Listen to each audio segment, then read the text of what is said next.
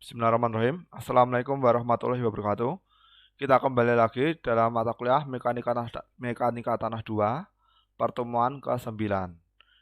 Nah, kali ini kita akan membahas tentang penurunan, terutama penurunan segera. Nah, ini kita akan menjelaskan gambaran umum apa itu penurunan. Nah, kalau dari segi bahasanya, penurunan tadi saya bilang dengan mirip dengan apa? Mirip dengan pemadatan. Memadat itu juga berkurang rongga udara, penurunan juga berkurang rongga udara. Nah, nanti perbedaannya apa kita akan pahami berikut. Jenis penurunan, yang pertama kita akan bahas jenis penurunan. Tadi penurunan yang pertama ada penurunan segera atau immediate settlement. Terus yang kedua ada penurunan konsolidasi. Nah, konsolidasi ini ada yang disebut konsolidasi primer dan konsolidasi sekunder. Nah, ini jenis-jenis penurunan. Sekarang kita bahas penurunan segera. Penurunan segera tadi proses keluar udara dari pori-pori tanah. Nah, maksudnya keluar itu udaranya terdesak oleh butiran-butiran tanah sehingga dia rongganya menjadi kecil. Jadi misalnya kalau kita gambar, misalnya ini massa tanah, misalnya ini volume tanah, terus ada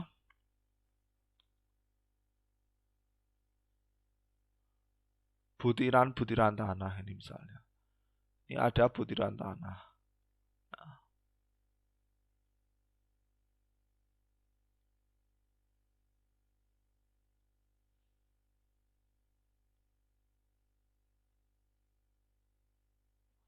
Ini ada butiran tanah.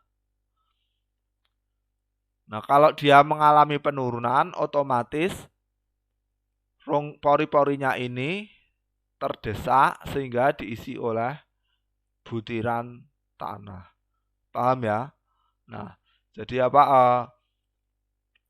Pori-porinya ini, udara di rongga ini keluar digantikan oleh butiran. Atau bisa kita sebut mengecilnya rongga-rongga udara itu juga sama saja. Paham ya? Nah, itu penurunan segera. Terus biasanya terjadi pada tanah berbutir kasar. Misal tanah berbutir kasar itu apa? Tanah berbutir kasar itu ada gravel. Gravel itu kerikil dan pasir atau sand. Nah, umumnya terjadi pada tanah berbutir kasar. Atau tanah berbutir halus, kering, atau tidak jenuh. Nah, tanah berbutir halus, kering, atau tidak jenuh juga mengalami penurunan segera. Itu ya. Nah, ini biasanya terjadi pada tanah berbutir halus, kering, atau tidak jenuh. Tanah berbutir halus itu apa? Tanah berbutir halus itu lanau dan lempung.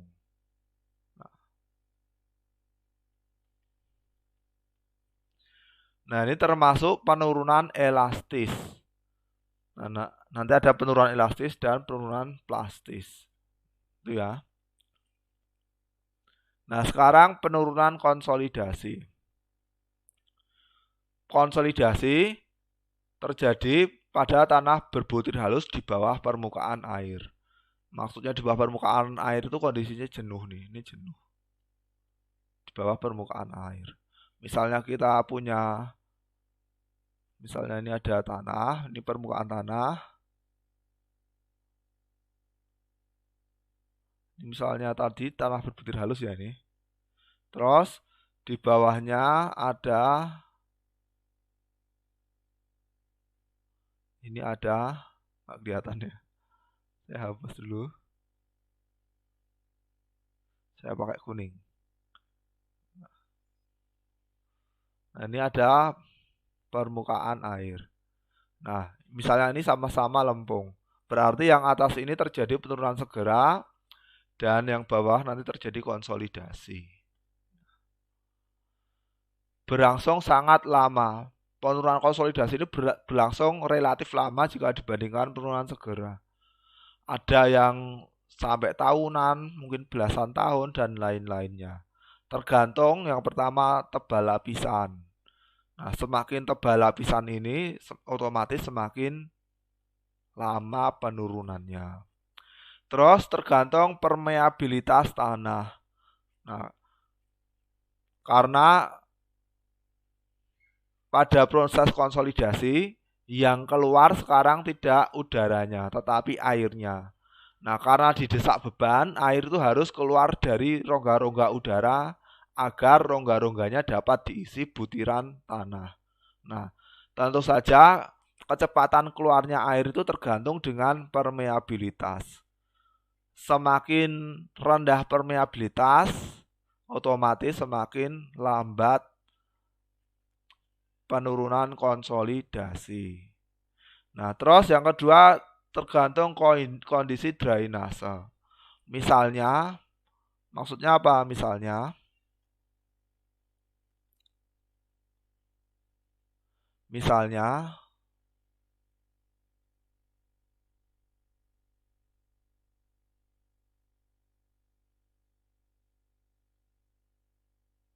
ini permukaan tanah, ini lempung ya, ini lempung jenuh air. Nah, ini lempung jenuh air. Terus, yang bawah ini lapisan kedap air. Ini lempung. Terus yang bawah kedap air. Nah, sehingga airnya hanya bisa keluar ke atas, tidak bisa keluar ke bawah. Bandingkan jika yang bawah ini pasir. Kalau yang bawah ini pasir, otomatis air bisa naik. Ini udara bebas ya, dan bisa turun. Nah, ini otomatis akan lebih cepat. Kalau yang bawah pasir, otomatis air bisa keluar melalui bawah dan melalui atas. Berbeda dengan jika kedap air yang bawah, otomatis air hanya bisa keluar ke atas. Paham ya? Nah, otomatis jarak tempuhnya ini, jarak tempuh titik terjauhnya ini misalnya sebesar H. Ini sebesar H.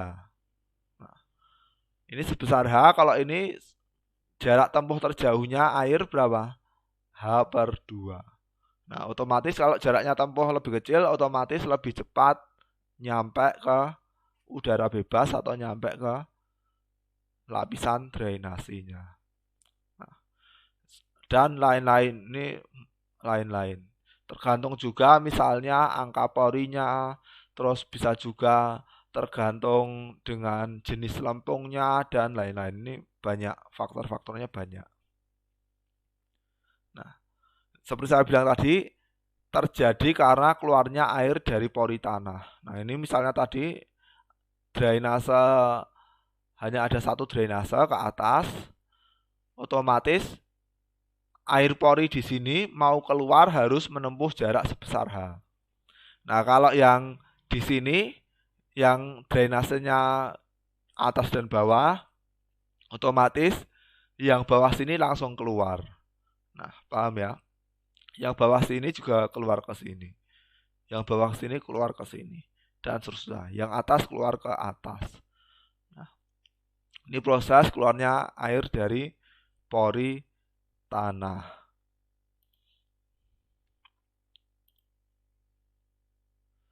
Nah, sekarang kita akan membicarakan tentang penurunan konsolidasi dengan pemadatan. Bedanya apa? Nah, yang pertama konsolidasi, terus yang kedua pemadatan. Nah, yang pertama bebannya. Beban konsolidasi umumnya beban statik. Misalnya apa? Misalnya rumah, timbunan, jalan, jembatan, dan seterusnya. Ini umumnya beban statik pada konsolidasi dan penurunan pada umumnya. Biasanya beban statik. Terus pada pemadatan biasanya beban dinamik. Beban dinamik misalnya apa? Digetarkan, terus ditumbuk, dan seterusnya. Nah, itu bebannya. Yang pertama bebannya. Terus yang kedua air. Nah, air keluar dari pori-pori akibatnya apa? Yang rongga yang ditinggalkan air tersebut diisi oleh tanah, sehingga air dikeluarkan dulu baru dia bisa turun tanahnya, baru bisa memadat atau baru bisa mampat tanahnya. Itu pada konsolidasi. Nah, kalau pada pemadatan, air itu sebagai pelumas pada kondisi kadar air tertentu ya. Pada kadar air tertentu, air itu berfungsi sebagai pelumas. Nah, kalau pada kadar air di atas optimum, air itu sudah tidak sebagai pelumas lagi. Air itu sudah menjadi pengisi rongga. Nah, jadi di atas kadar air optimum, air sudah tidak sebagai pelumas lagi untuk proses pemadatan. Nah, ini sudah kita bicarakan panjang lebar pada mekanika tanah 1, bagian pemadatan. Nah, ini hanya refresh lagi untuk membedakan antara penurunan dan pemadatan, untuk membedakan antara konsolidasi dan pemadatan. Sekarang kita akan membicarakan fase penurunan tanah. Fase penurunan tanah itu pertama yang terjadi adalah fase awal, yaitu fase penurunan segera. Nah, fase penurunan segera tadi apa? Umumnya mampatnya rongga udara. Ini sudah kita bilang penurunan segera dominan terjadi pada berbutir kasar, misalnya pasir atau kerikil, dan lapisan tanah berbutir halus yang kering atau tidak jenuh. Nah, untuk lempung jenuh atau tanah berbutir halus jenuh umumnya sangat kecil. Nah, ada beberapa atau ada banyak kondisi yang mereka mengabaikan penurunan segera di lempung karena sangat kecil. Terus fase kedua adalah fase konsolidasi primer. Nah, ini nanti kita akan bicarakan panjang lebar pada video selanjutnya. Apa itu konsolidasi primer? Nah, ini umumnya terjadi pada tanah berbutir halus, khususnya lempung. Nah, karena lempung permeabilitasnya sangat kecil, umumnya konsolidasi primer terjadi sangat lama. Nah, tetapi nanti ada beberapa metode yang membuat atau mempercepat penurunan. Nanti ada beberapa metode untuk mempercepat konsolidasi. Nah, itu nanti ada beberapa metode. Terus, yang fase ketiga terjadi konsolidasi sekunder. Nah, setelah fase konsolidasi primer nanti dilanjutkan konsolidasi sekunder. Umumnya pada tanah anorganik. Nah, ini di pertemuan-pertemuan sebelumnya, di awal-awal kuliah kita sudah membicarakan ada tanah organik sama anorganik. Tanah organik itu apa? Dari sisa-sisa makhluk hidup, misalnya sisa tumbuhan dan lain-lain. Kalau anorganik umumnya terjadi karena